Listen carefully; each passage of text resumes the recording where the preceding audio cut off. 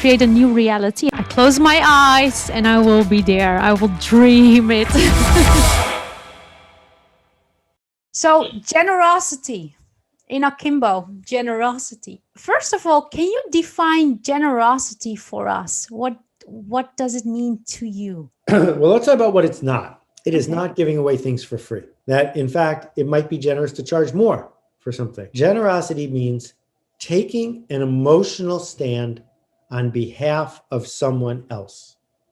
Opening a door for someone when you don't have to, because it will ultimately help that other person create a community where you're happy to live in. Generosity is the surgeon looking you in the eye and being a human instead of just being a mechanic, right? Extending something from within ourselves to help somebody else. So, my book costs money, my blog doesn't, but I would like to think that they're both equally generous works, because buying a book isn't the transaction.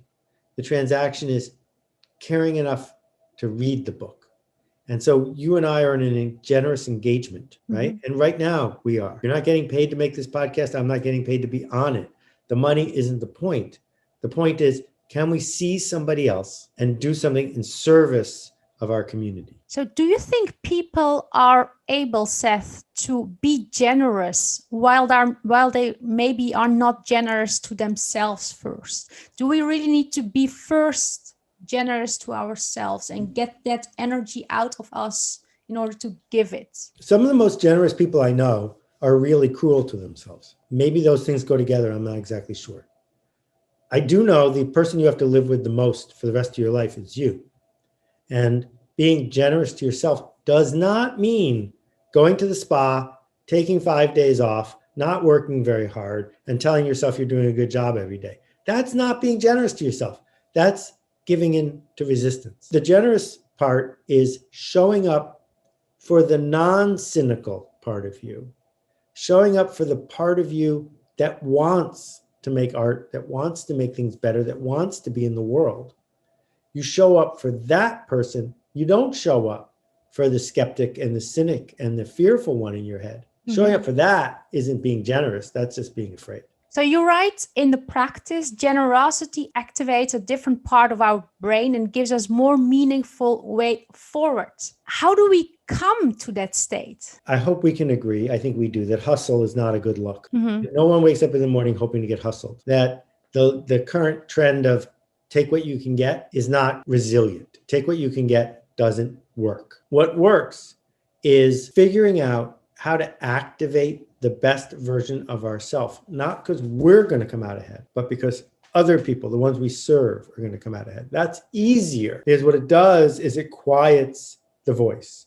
It deals with the resistance, because the resistance is no longer saying, oh, they're going to look at us. The resistance realizes you're doing it for those. And that's why lifeguards jump in the water to save a drowning kid. Because in that moment, no one's looking at the lifeguard. Everyone's saying, how can I help?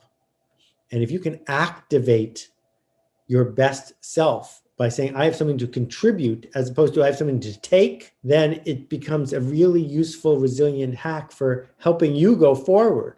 Because you get to show up as a lifeguard. You're not showing up as a diva trying to control things. So showing up as I have something to contribute and not I have something to get there, but yeah. I want to contribute. Okay. So this sentence did so much with me, Seth. It's very simple, 3-word sentence. I see you.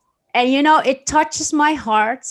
For me, it is also a little bit entangled with Ubuntu. I am because of you, the African saying. This, I see you. I have experienced this in Akimbo so much, that people are seen. You see people, they see you. Can you first of all elaborate a little bit about what I see you means to you?